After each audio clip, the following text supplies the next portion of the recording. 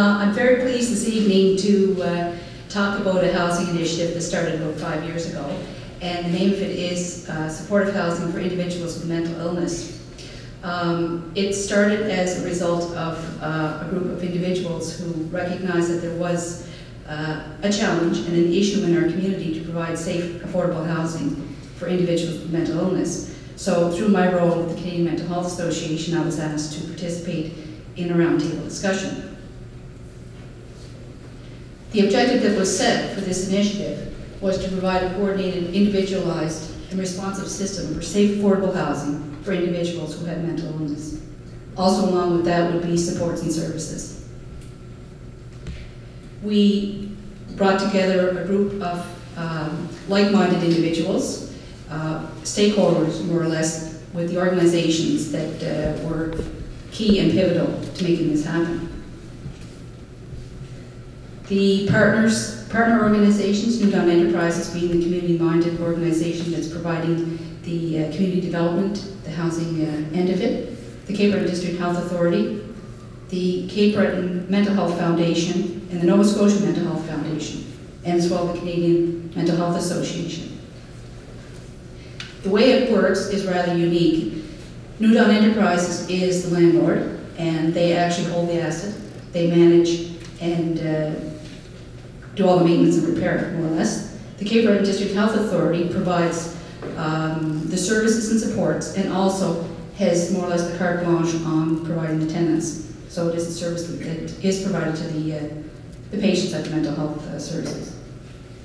Our funding formula, I'm going to go through this very quickly to give you a little snippet, but this is our initial funding formula and how we actually got this off the ground. We had phase 1 funding support from CMHC, the Canadian Mortgage and Housing Commission. They pledged $80,000 and more or less set us off to say, find a property and determine whether or not you can develop it.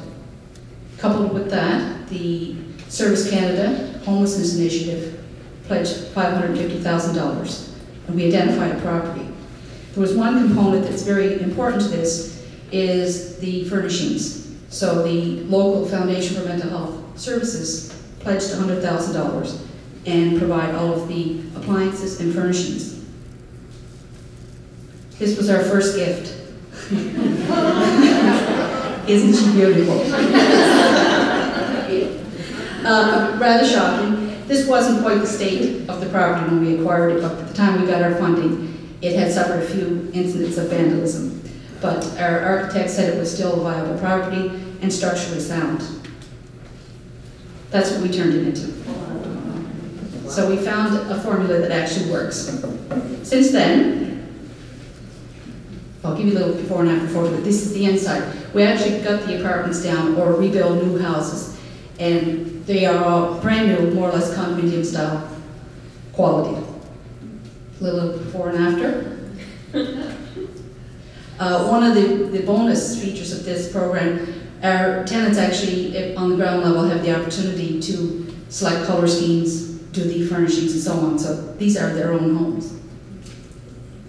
This was our second development, which is the former Anglican Church on Upper Prince Street. We have 5 apartments there. Our tenants. This is a complex in Sydney Mines. In 2008, we have 4 apartments. Our tenants moved in 2009. This is a site that's currently under development.